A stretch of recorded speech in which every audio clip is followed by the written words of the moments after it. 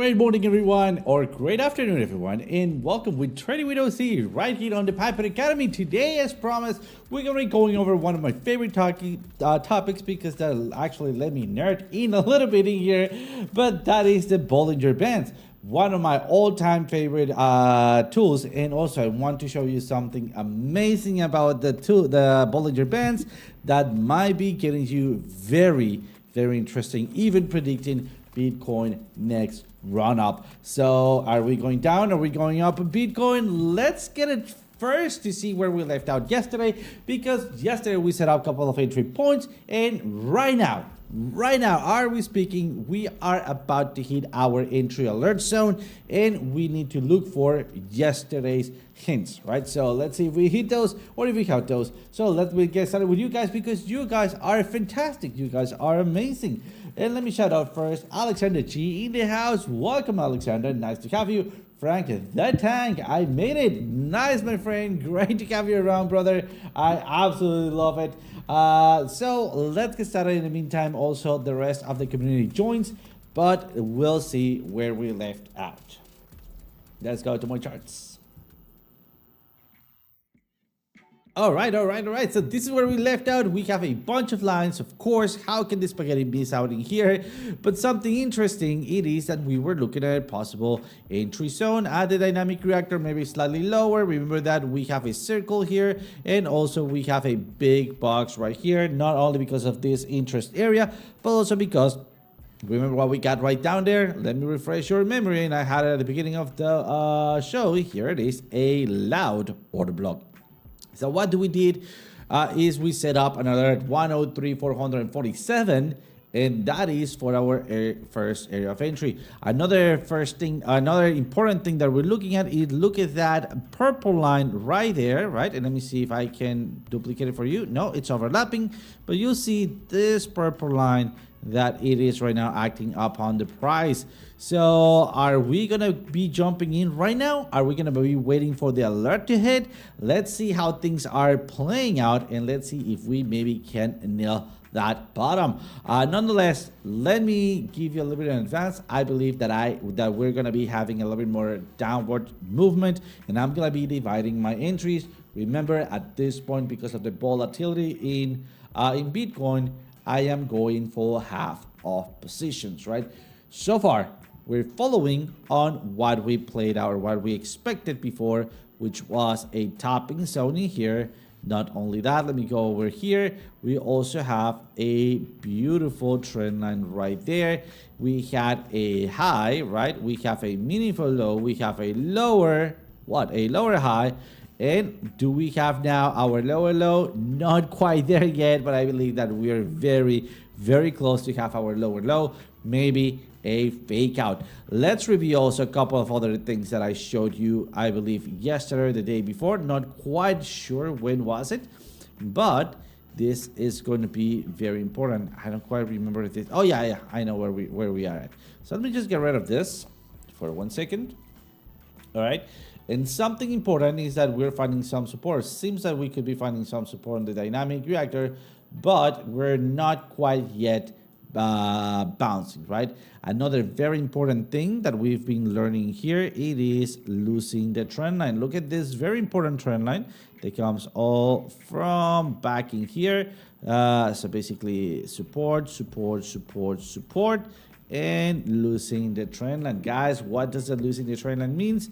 Usually, technically speaking, losing the trend. All right. So we're still green on our candle colors. So we're still basically bullish. We are pretty low on our overall prime score. And let's see. Remember, what are we waiting for? What are we looking for? Another stuff that I told you guys not to forget about, it was this trend line in here. All right. So let me see if I can fix it. So 2-point trend line, just to not make such a mess, right?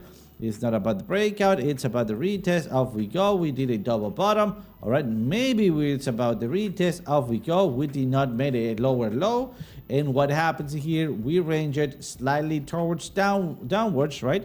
Let's bring up our movement since the breakout retest somewhere around here, all the way there. And what we hit, center line. And also, where is 1/3? Right in here.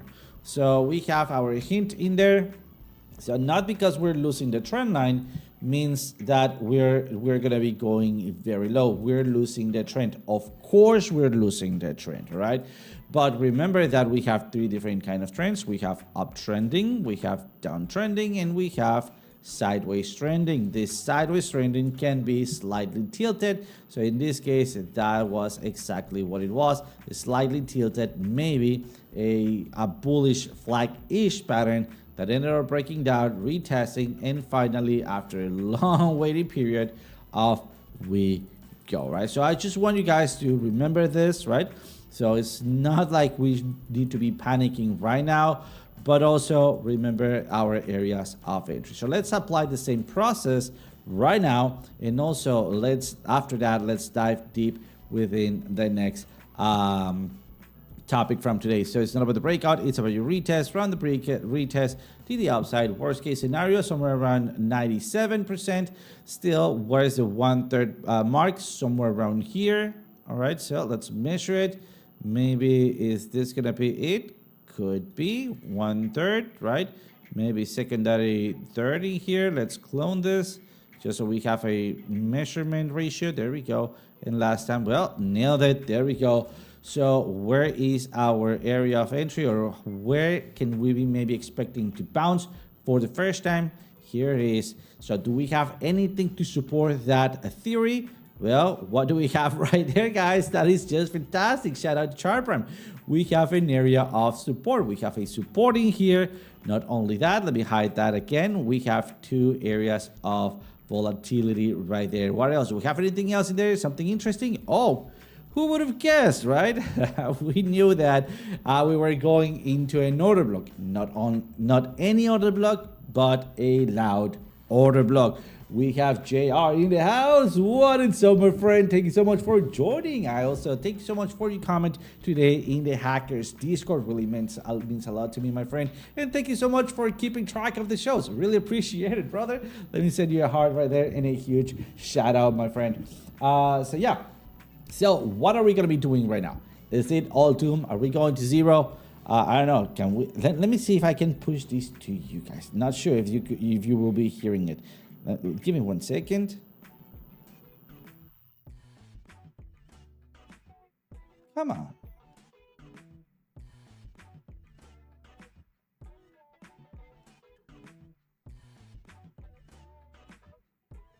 Oh, I don't have the output, man. All right, I don't have the output. All right.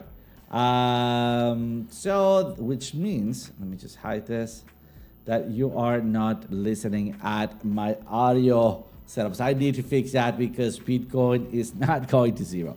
Nonetheless, let's keep moving and let's keep a track of where we left out, right? There we go. So far, we were expecting something like that. Maybe then to create a double top or a further continuation. This is a speculation, but seems like our speculation is just not only playing out fantastically, it's also playing it almost to the T.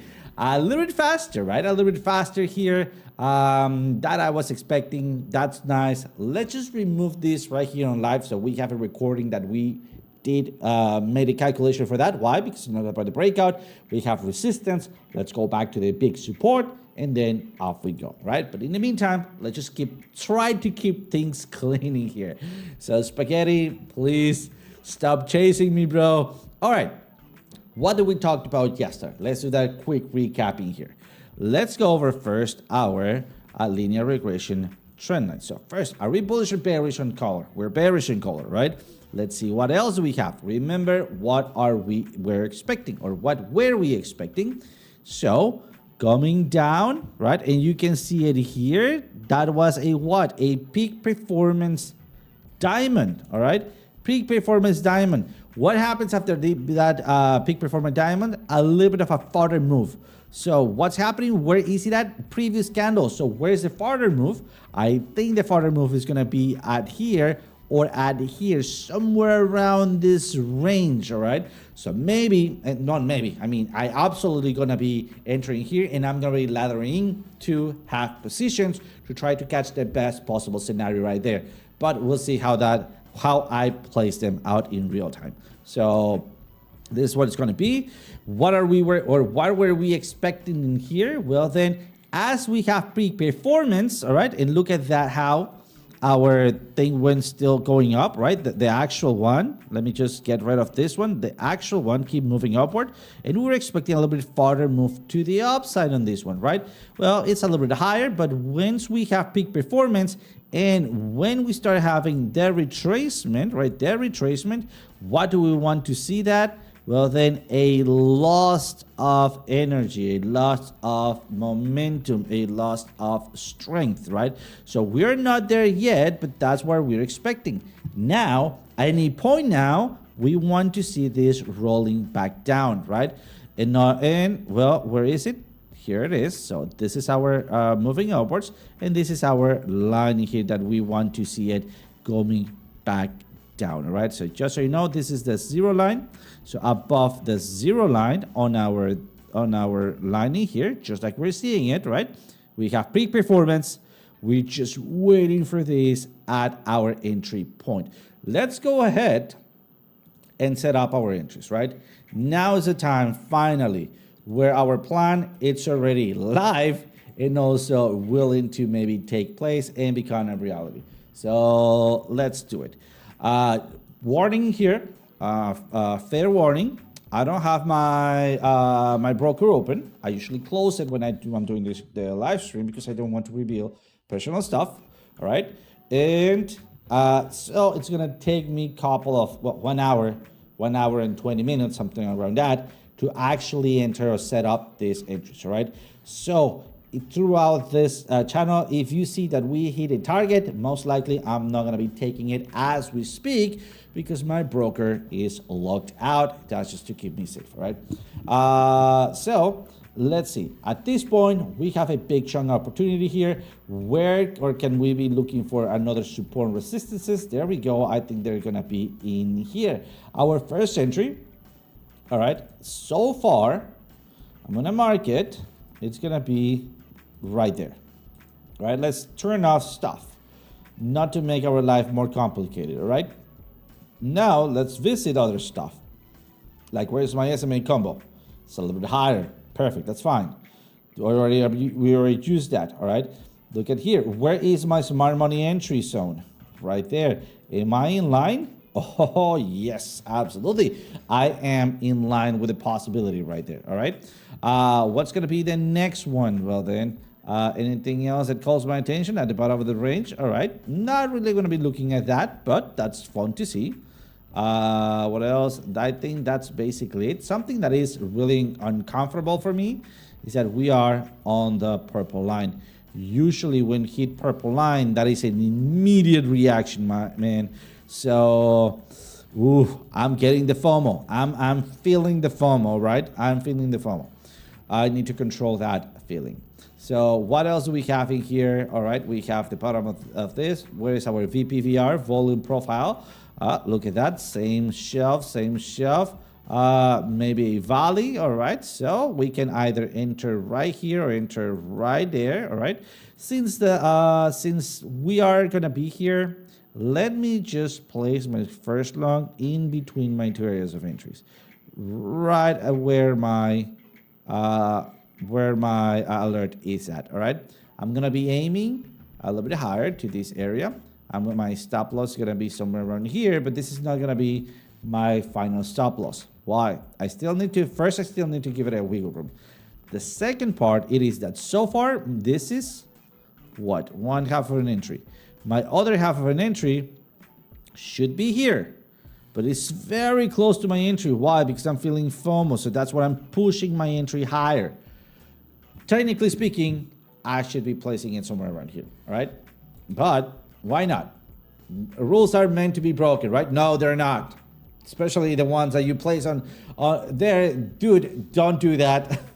Do as I say, not as I do, right? All right, let's be responsible here. Let's actually follow our strategy, right? FOMO, man. I'm telling you, guys, notice and learn from my mistakes, right? How the FOMO involved my trading, it's involved in my trading sentiment, right? And look at that, Bitcoin is going lower. Perfect. All right, that's getting me more confident, right? So I'm still human, guys, just like you. I still feel the FOMO. I still feel the rush. I still love trading, right? I mean, these feelings are just amazing. So what else? Well, man, we're going to make some money, right? And on Friday, how many beers are we going to be translating that money to? Not too many, not too many, not too many. All right, I need to keep this PG. So what else? Do we have anything else in here? Let's see. Maybe our ghost trend might give us a hint in here. Oh, look at that. We have a little red button right? So let's go here, change it back, click OK, click away. Let's wait for that 3 dots to stop moving. Oh, it's not doing it. Come on, Trading View, don't do this to me right now, man. All right, let's just get rid of the VPVR for now. Maybe too much stuff going on. Not quite sure. And I don't know what's going on. Maybe I just need to refresh this. I don't want to quite refresh it here. All right, let's go without our ghost trend. Oof, I really wanted to see it. FIBP, what is our target? Right here. Oh, our entry point. Bravo, bravo. All right, one more point to our favor, right? Perfect.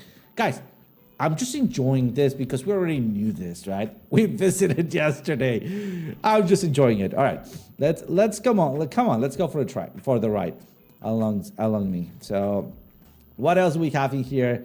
Fibonacci trend. Perfect. Let's see it. All right, where's our Fibonacci? Where are we at right now? We are the 0 line at the 103. That's cool. All right, perfect. Good area for maybe bouncing. Yeah, why not? What else do we have? Liquidations. Let's see if we have any liquidations here. And ooh, just a couple of those. Maybe we can push it. Maybe we can push farther. Not quite sure there. Let's bring up our oscillators. Are we ready to start bouncing? I would say that we can still have a little bit of movement like that, which could be translating to that into here, right? Let's fix this a little bit, just to go with the liquidations area. Maybe not quite hit it, but do hit that one. All right, so that's why I'm fixing my entry area. See how I'm using my indicators to pinpoint where my entry is going to be. I mean, overall, I already know, right? Perfect. That's easy. Then pinpoint to try to make the most out of my trade. That's what we start getting squeezing, right? Just try to get a little bit more squeezing that use out of the indicators, right? Let's take a look at our RSI prime. What are we looking for on our RSI prime? Small candles. We don't got them just yet. Maybe 1 or 2, right? There we go. Small candles, right? We don't have it just yet. Another important part in here, guys, it could, because there's a real scenario, right? That it could be doing just a V-shaped recovery. If this candle closes as a doji, something like that, but with a smaller wick up, something like that, like if it closes just like is it right now, right? Well, then I'm gonna be assuming that this is a star. Remember what we looked at, star patterns? Or candlestick patterns? Well, that's gonna be a star. And then what I'm gonna be doing is just opening my position right there. Remember, at this point, I'm doing 2 entries, not 2 full little entries. 1 entry divided in 2. So 1.5% and then another 1.5%, right? Just so we keep it clear. I'm definitely drinking tonight. Yeah, don't even like drinking that much, but I need, and actually, no, I don't drink when I'm sad or mad. That's good, bro. Don't do it. But if it's just for fun, you know, sometimes recreative, right? Recreative drinking, sometimes with also moderation. That would be fantastic. Or when shit is important to me, I just study and focus. Bravo, bro. Bravo. Love it. Maybe 1. Perfect. You're with me. Maybe 1. That's it. Just one. 0 alcohol beer, right? Maybe we can do this. We can do a 6 cans of non-alcohol beer, right? Oh man, I still like it, by the way. You put that lime, that chili powder. Oof, man, make your michelada fantastic. Let's go and see what else we have in here. So next thing we have BB, which are Bollinger Bands, right? So let's wrap this up. Let's see how is our one last time. How is our linear regression? Still going maybe farther. Ooh, this one really wants to close like that, right? Well, we'll see. And finally, our prime oscillator plus. Let's see how that plays out. And where we at? Remember that I called you yesterday. Hey, are we on DCA zones? Where we were exactly here. Yes, DCA zones, DCA zones, DCA zones, right? So you are doing it right. So let's DCA here with a little bit of leverage, which technically is not DCA, is laddering in, all right? So other than that, this is looking fantastic. Oh, come on, don't move on me. And that will be it. Perfect. So let's set up. First entry. Let's rethink this right here. Yeah, let's push it in here. Maybe remember that I will be, if this closes like that, that's going to be my entry. But let's move it in here. All right. Then my secondary entry, I see a little bit in here. Let's bring up a couple of other stuff. I want to see my predictive ranges. Bigger predictive, larger predictive ranges. They're not regenerated just now. Let's see. Do we have anything else? Not really. So what could maybe the weekend action be? Somewhere around here. So why not? Let's add our next area of entry right there. So 1/2 and then the other half. All right. So there's going to be another half. Perfect. We got to set it up. Then if this is going to be our next entry, we need to have a stop loss. Our stop loss is going to be right there, right at the bottom. And then we need to give ourselves our wiggle room. And we're going to be aiming at previous high. So far, 1.3 with 2 entries. I think that's cool because if this goes lower, we're going to be averaging down to 1.73. All right. I think that's a fairly good trade to be taken. Perfect. Let's move on. So today I want to talk about Bollinger Bands. Let's go to another thing in here. Let's go to link. Let me clear up link just in case. Oh, by the way, boom shakalaka. What a great trade. All right, let's remove everything in here, right? And let's start adding some stuff. So let me explain you first how or what are we going to be looking at, how to add those things, and also how to play around with those. Give me, guys, 1 second. And as always, I don't know why this not muted. That's it. Sorry for that. All right. And here is so the Bollinger Bands. Let's get them here. To add them, you just go to indicators, do Bollinger like this, double L, like Bollinger Bands in here, and it's gonna be Bollinger Bands. All right, so Bollinger Bands. That's the one I'm going to be using. Let's see. I don't quite remember this one. Let's see if there's something different. And see if they get added. Oh yeah, there are multiple ones. Didn't like that. I don't know what their favorite. Let me actually just get rid of them.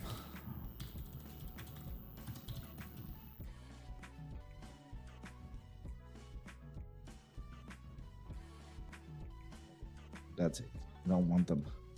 All right, now that we have Bollinger Bands, you click on those, and this is what you're going to be seeing.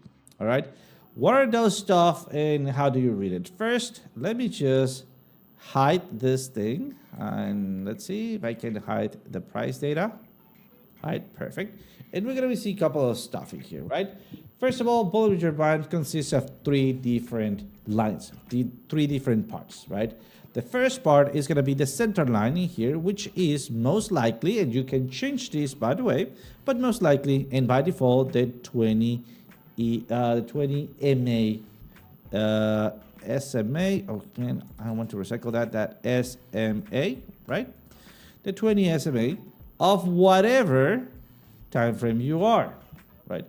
What is, remember, the SMA, or what you usually do at SMA? It calculates the closing price of a candle. And that is the data that absorbs out of that candle to then divide it and have an average, right? So basically, 20 candle closing prices, all right, or 20 closing prices of the previous last 20 candles, they get sum up or they get added, and then they get divided by 20, and that gives you the last point of your SMA. Perfect. Remember when we created our SMA combo? Or that's something like that. Perfect. It's going to be using the 20 SMA. And remember, if I change from 4 hours to 30 minutes, the calculation is going to change because it's not the same 20 candles of 4 hour each, then 20 candles of 5 minutes, 30 minutes, 1 hour each. All right, so the closing candles, those diverge, they change. All right, so it's going to change depending on the time frame that you're in. Let me be very specific in there. All right, so what else do we have in here? Then we have something that is known as a deviation. What is a deviation? This is one of the most important parts when you're studying or when you're learning investments, when you're learning about the markets. It is a basic calculation that it is called a deviation. How did a deviation came to be? Somebody start trying to chart things that they didn't really kind of like match up, right? Let's just say like, all right, price action.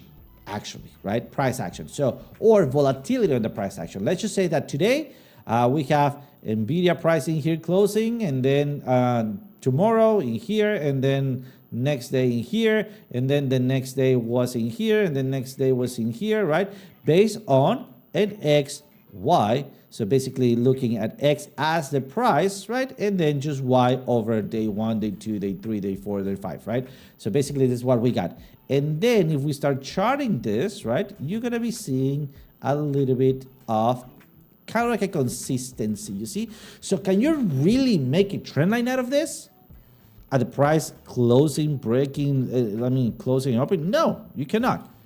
But you can summon them up and then create a balanced line or a centroid line, or better yet known as, remember how did we call this? A median line. What is a median line? Let's do something that we do remember, which is, for example, a channel. What is the median of that channel line? It is, of course, the center, right? It's the center line. So what if we have a triangle, right? If we have a triangle, what is the median line? We'll look for the center in here. We then aim for then the peak, and then we create our median line. Remember, we have a very ugly triangle. We can still have this, and then the center, and then point like that. Or even if we have a much more uglier triangle, well then again the center and the median, right? That's how we create a median, basically looking for the centroid of the stuff, right? In this case, where we're creating, it's an oval or a rounded-ish shape, because this is price over time and money. So what we do, we look at what the picture is at, and mathematically speaking, we can create a tangent, well, not actually a tangent, a median, right? Something that divides, right, in the middle. It doesn't need to be 45-degree angles. It just happens to be in this case. So this is right here, the standard deviation. So how the hell is this becomes this, right? All right, if you're curious as me, first let's watch a video, because you're gonna first understand about probabilities, right? Probabilistic or probability and statistics. So let's go and watch this video really quick.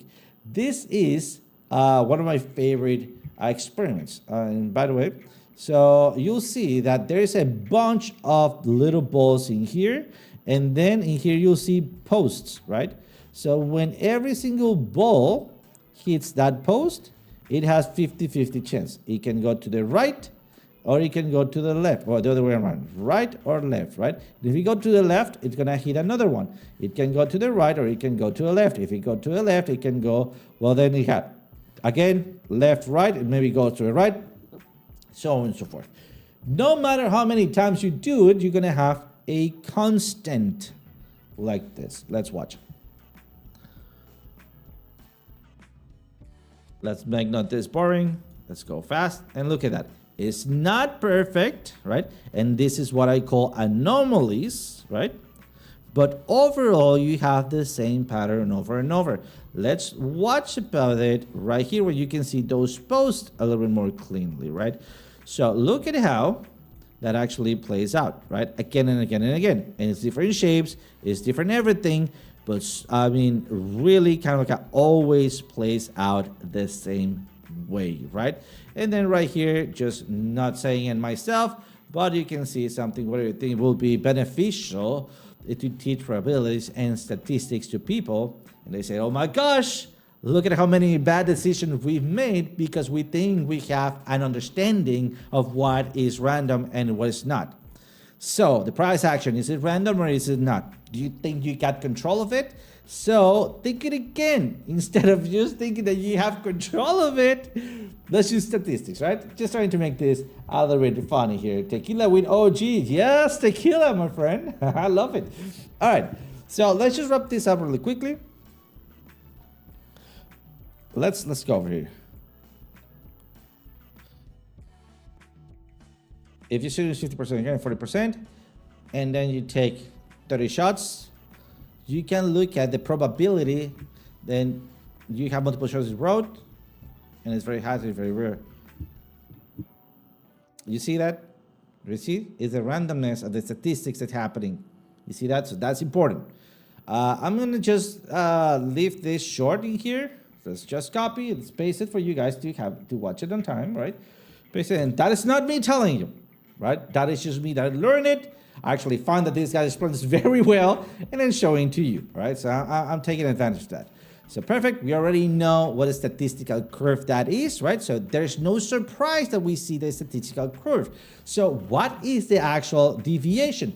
This is the curve of that deviation. What are we measuring? That is statistical what? 78, 68, 95, and 97 using the empirical rule in a normal distribution.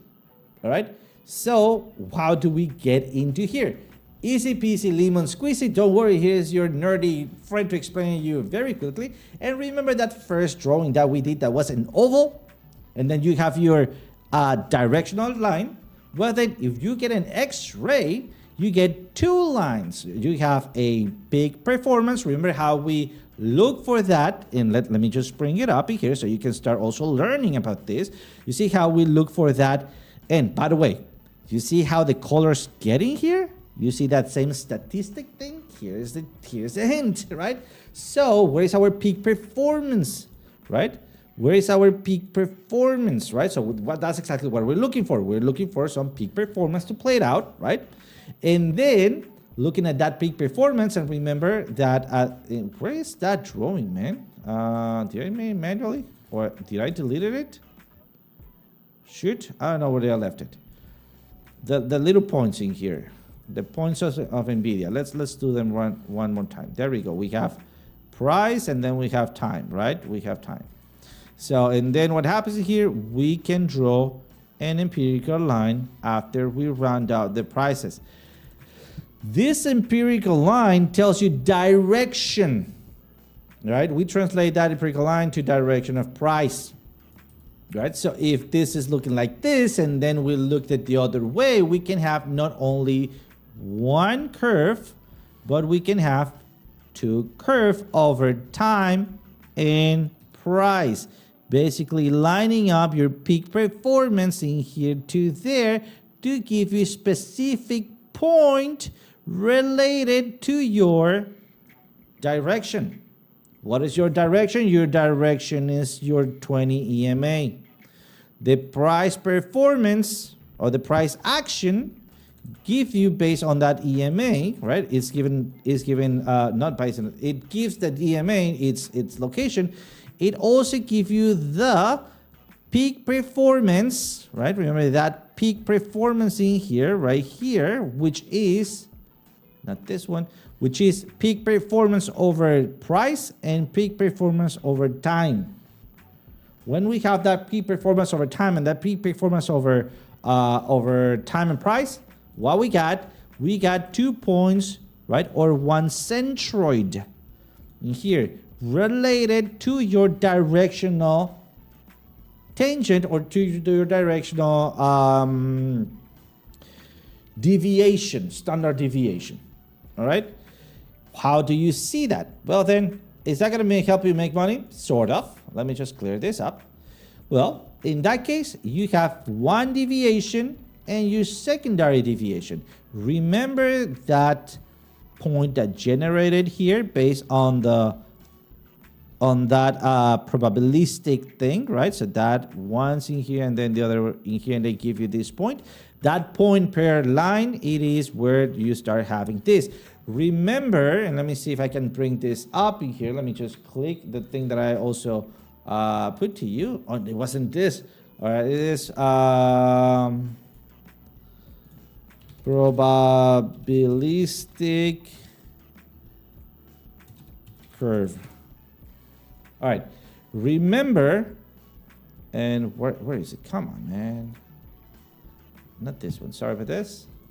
Remember, here it is.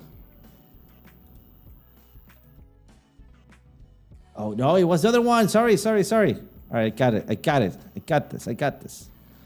Remember what I call anomalies? Let's wait for it. You see how this chart is not perfect? You see that anomaly? You see that anomaly? You see that anomaly? You see that anomaly? You see that anomaly? You see that anomaly? Right? You see those? Those are when we start jumping out of our deviation. What does that mean? What does that mean? That means usually resistance, right? Because despite it is an anomaly, we're trusting on the direction, right, of the tangent, or not the tangent, sorry, the standard deviation to always follow the same probabilistic curve, right? What is a probabilistic curve?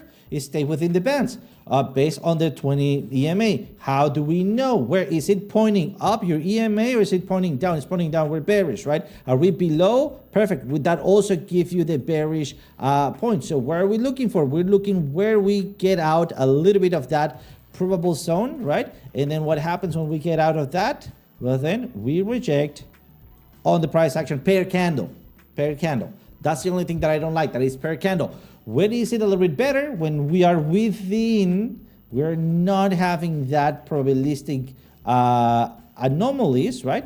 But we're slowly going to the limit, and then we respect the limit because the probability curve tells you that most likely we're gonna reject. What is it? Could be something saying. Right, Mark. Douglas speak of this. The randomness is the never the same, yet there are similar results. Absolutely, yeah. But right now we just looked at it in a mathematical way, right? In a physics, mathematical, geometrical way. So that's exactly when you talked about equations. I think it's important to see how things connect, right? I think this is much more fun to see, hey, I know that and I can explain it now with two simple drawings, right? Love it. I need to get double glasses, man. So when I see, hey, do you know, and I still have other glasses? Oh, dude, I'll love that. Maybe I do that, maybe with Piper when he comes back. We'll see. Should be a Fibonacci correlation too. Sort of. It does have some relationship, but I don't know. Let's not debate in that. We're gonna get lost on too many concepts in here. But yeah, sort of. I think you're close to something there. All right. So what happens in here? That's what we look for, right? So just so you know, that is my favorite way to look at the deviation. Why? Because that's what a deviation actually shows you, right? There's other ways that traders use it. Not banking on them. They sort of have a reason, right? But it's not my favorite reason. One of the ways that they use it is, all right, are we above the 20 SMA? Yeah, we're bullish. All right, but how can I really make money on it? Only when I reject, maybe I can jump back into a trade, but I don't know. To me, the 20 EMA is such a short period of time measurement that it doesn't really give me other than a fast direction, which on that fast direction I can get a deviation, which is a much more stronger relationship than just use it as a support resistance like a trend line.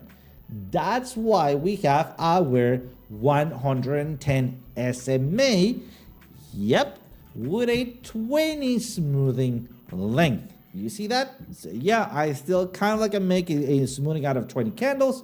But overall, I try to go with a larger, much stronger, let's just say it, EMA that correlates with a support, with a trending movement, right? I would say that the 20 EMA, it is more to get trades within a trend, and it's not really trendy, if that makes sense. All right. I mean, of course, I mean, if we zoom out, you said this is still work fantastic, right? Kind of. I mean, losing it, but we're going to enter maybe here. No, really. Did we have any bounce? Well, then when we bounce, we're already crossing here, right? So that's why I rather enter on standard deviations anomalies, right? Or fake outs. Standard deviation, right? Close, didn't win out, standard deviation. In here, right? So on and so forth. Perfect. All right. So that's another way that they use it as a trendy movement. And then when it breaks out, sometimes people buy. For example, in here, breaking out, buy, because they are expecting momentum out of that movement. But it's not always, look at that, what happened here, we have a rejection. Why? So why do they actually buy in here? Because sometimes when you have enough momentum, you're going to be forcing the EMA to go higher, forcing the probabilistic curve to go higher too, right? But I would say that this is actually a gamble, I would say, because you are expecting a low probability on also of forcing a change of probabilities. I don't know, man. I tell you, one of every topics. But I wish you guys could be jumping in here with me. But yeah, let's not go that way. Just telling you guys why it exists, right? If that clicks with you, please don't let my faces get in the way. If that clicks with you, I'm in with that, my friend. I want you to make money, right? If it clicks with you, if it works for you, go ahead and do it. Don't listen to this guy. All right? Don't listen to the guy doing it. The next thing that usually happens in here, it is that deviation are calculated based on the 20 EMAs. Well, we already know that. We already have seen that, right? Closing price, the current time frame, that give you those changes in the standard deviation, right? Another thing that they usually look at it is by overbought and oversold, which for me is just basically the same as, all right, anomaly breakout. So we're expecting the actual curve to bounce, right, until it doesn't. Something important about the bands, because a change of momentum, right, which is what I believe the 20 EMA could be measuring, because remember, that's why we have our SMA combo, to actually measure that kind of momentum. Nonetheless, when we see that change of momentum, probability curve shifts. It has the same shape, but it's just shifting overall based on the direction of the standard deviation. So if your deviation first looked like, right, money over time, if your deviation looked like this, right, and then you have a switch of momentum, then right here, because if we're gonna start moving over time and then we left the price out, the new samples are gonna start going like that, right? So your standard deviation, see how it make that curve? Therefore, your new shiftment or your new probability curve are gonna shift up and down, right? Right and left, giving you or forcing the curve of rejection higher, and in both case scenarios. That makes sense, right? So just so you have a clear picture of what's happening here. Therefore, I rather zoom out and based on my trend line analysis, which is also a simplified version of a deviation, right? A standard deviation like this, directional standard deviation, right? But at the top, well, then I look for breakouts looking for these big valleys. Look at those big valleys, right? Looking for those big valleys, looking for those big valleys, looking for those, well, multiple valleys in here. And that is telling me, hey, buddy, something is happening. Something is about to happen. This is, in my opinion, how and when, sorry about that, how and when the actual deviation takes or makes sense. Because look at that deviation anomaly. Why is it just, dripping that much, right? That has to do with numbers, but let's just not dive into that. We already narrowed out too much in this topic, all right? Just so you know, when I start seeing this kind of movements, I'm looking for ends of trends, all right? There's another important part in here. And let me bring this up because we've talked about this before and sort of like is related. Remember that, and this is not confirmed by Chart Prime, but this is the way that I see based on my deduction on how it works, right? And knowing just a little bit about what it measures, it is my clouds. Remember that I previously, and I showed you that, right? How we used something like this, which was remember that, the squeeze momentum indicator. We ditched the squeeze momentum indicator to use the linear regression oscillator because it gave you peak performance, it gave you diamond changes, right? And also it gave you color based on that, which did not explain it that way in the past, but now I'm explaining now that we are in an advanced class and we know what a standard deviation is giving you a baseline of a standard deviation, basically a peak performance, right? What do we do then? If you see how it oscillates, if we just, instead of wrapping it around a flat line, we wrap it about volatility, right? We have those clouds. Important. Everything else was blah, blah, blah. But this is, if you want to, let me catch your attention. Let me catch your attention. If you can, you need to go, at least go with this. Look at the compression of that cloud. Look at the compression of that cloud, right? Compression of that cloud usually ends or results on big bursts of movement, right? Either up or down, right? It creates a compression and goes down. In this case, did not play out that well that I would have liked it, but the compression actually created some divergences. Don't tell me that this is not a divergence, right? So let's see better examples of compression. Look at the compression in here. Look at the compression of those clouds in here. You see those? And then when we start deviating from the cloud, what happened? Well, then in this case, we went up in a sort of like explosive movement, right? So what happens in here with the Bollinger Bands? It also plays out the same game. And here it's going to be just a little bit weirder. And instead of tight compressions, we're going to be looking for longer sausage-like compressions, all right? So look at this channel. And by the way, there's another parenthesis. It has to do with range trading. I did not went into range trading with this strategy. It is very simple. It is that simple, and it is an automated ranging thing that is fantastic. But I did not include it back then because it was not an advanced class. Now that you have the whole advanced theory and then you're ready to take this in, well, this is one of the things that it is simple enough just to see it and do it, but you know how it works. So it's going to be much more potent on your hands now that you have that knowledge. Look at how when we're making that compression, it's giving you right away an area of a range. You see that? So what are we going to be looking like for example, right now? Are we ranging now that we have lost on, this is not Bitcoin. Oh, almost. Let's see that on Bitcoin. But, so look at that. This is an amazing ranging finder, right?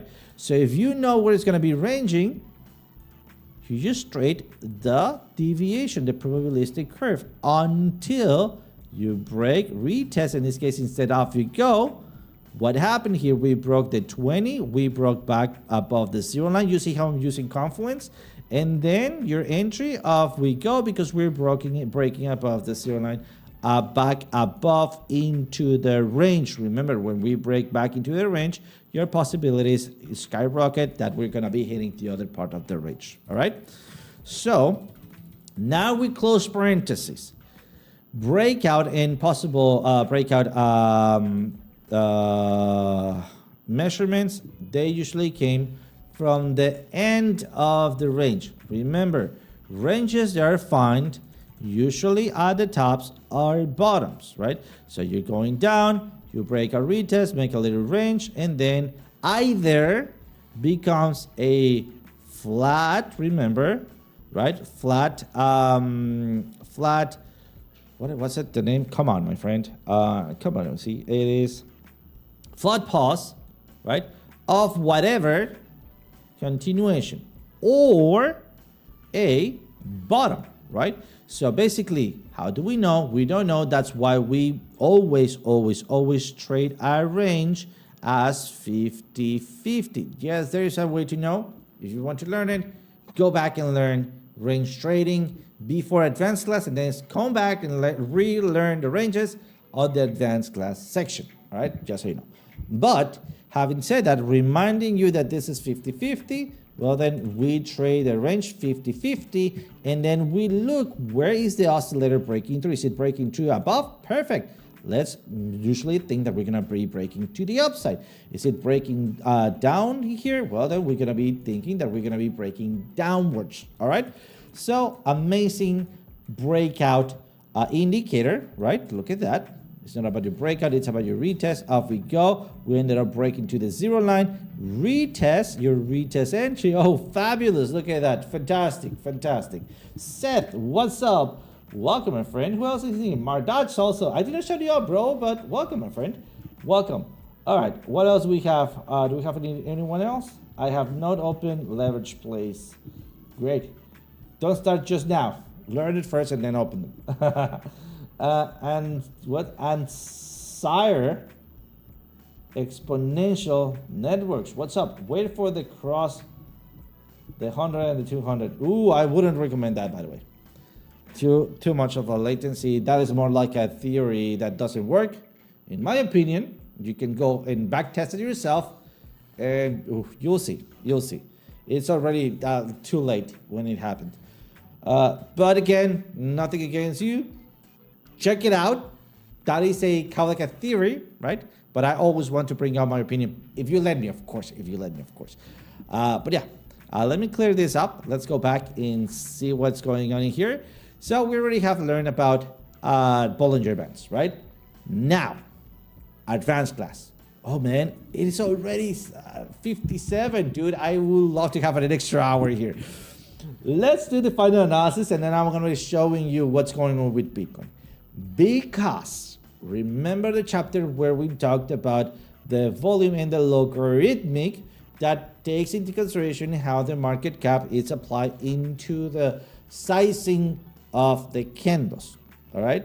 So when you have not applied logarithmic, you see the actual, let me go to weekly or daily. Let's go to weekly. Why not? Much better. You actually see the size of the movement by itself, right? Would they become ginormous when right here you have pumps and dumps of 70%, while in here, despite this is bigger, this was lower. There was like a 60% or something, like where here almost 70%, right? Something like that. Or even 30% in here, while right here we have a 60% drop down, right? So you see, when you start using logarithmic, let me just, oh man, I'm just giving you away too many stuff. When you start doing logarithmic, you see that it changes a little bit. Let's go, this is linked, this is not good. Let's go to Bitcoin. Once on Bitcoin, let's be on Bitstamp. Oh, I did manage to push it in, man. I don't know why it was not updated, but yeah, I think this would have been much easier, man. All right, so just so you know, this is your standard deviation and peak performance from each side, giving you a point, right? And this usually moves depending on the rotation of that oval. All right. Come on, I was trying to paste it before class, just so you know. and it was not doing it. Don't know why. All right, so right now I just want you to show you that I am logarithmic right now. Look at that. In logarithmic, the first move show, right, the actual percentage of drop being bigger. Right now, look at how much of a percentage, man, and everybody just crying about that, right? But if we take out logarithmic, come on. Why is this so buggy today?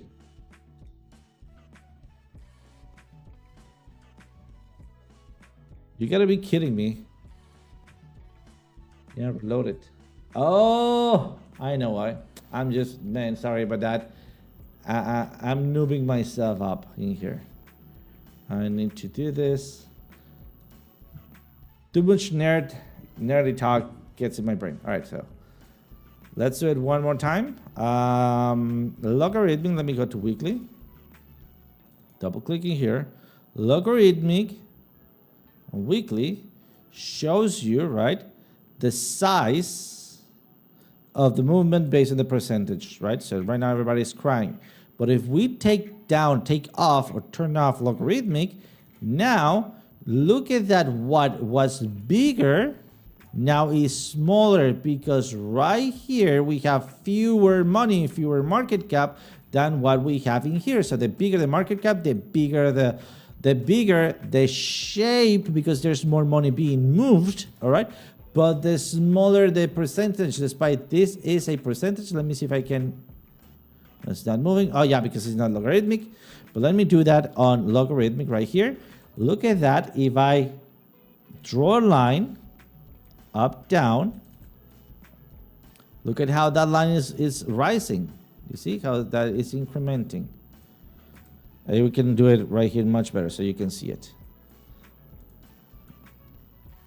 Look at the numbers. Look at the numbers. All right? Just so you know. Now that we understand the difference, or remember the difference between logarithmic and non-logarithmic, all right, let's take advantage of the deviation that we can trace. Let's turn off logarithmic. And guys, let me blow your mind if you have not seen this before, all right? Non-logarithmic is what we have right now, right? At this point, non-logarithmic, it is just bare price action by volume and the retracement, right? Let's turn on Bollinger Bands. Perfect. Remember what we talked about on those high movements. We look for breakouts when we are seeing those dripping action, right? Dripping action and then start moving up. Dripping action, start moving upwards, right? Dripping action, in fact, it was a little bit late, but start moving upwards, right? All right. Let me Control C this. And then now this is non-logarithmic. Let me turn on logarithmic. I don't know if you're blown like me, but holy Jesus. What is the lower deviation cutting here? What is cutting here? And let's do, where is it? A horizontal, vertical. Oh, yeah, vertical line. Trying to catch the bottom there. What's happening there? What's happening there? Oh shit, this is getting crazy. What's going on there? Right? So, and let me just do this. So, what trend are we seeing here? What is our standard deviation line? Overall increasing. Maybe we can even go higher. So when I start seeing this thing reaching somewhere around there, I know I should be doing what? What will you do when you see that on logarithmic, guys? Let me know. I'm not going to tell you. In this class, I'm not going to tell you. I want to hear you out, guys. And this is fantastic. We are over time, but let's go, man. What are you going to be doing? Oh, Pengu. All right, we'll see that Pengu afterwards. So I know exactly what I'm going to be doing. If you haven't seen, Catching you slow late today. Oh, don't worry. Califan, what's up? Califan, please watch the replay of today's class. You're not going to regret it. All right. Let's drop the session right now. We're a little bit over time. I also need to be in somewhere else in here. So I'm going to leave this for Monday. BTC 200K. I think we're gonna be soon. We're gonna be seeing a difference in here. Now, come on, don't move that. I think we have more upside, and that upside is gonna be defined by the start of that dripping scenario, right? So look at that. As we're going up, we start having some more dripping scenario. At least I also want to see something like following this trend, right? At least. So we'll see how that dripping goes. Other than that, guys, hopefully this has been interesting for you, as it has been fun for me. Keep an eye, and seriously, guys, if I could give you an advice, keep an eye on your Bollinger Bands on logarithmic Bitcoin Bitstamp. All right, it's gonna be telling you a lot. All right, so that's why yesterday I told you I found a breakout of a trend line, but don't panic.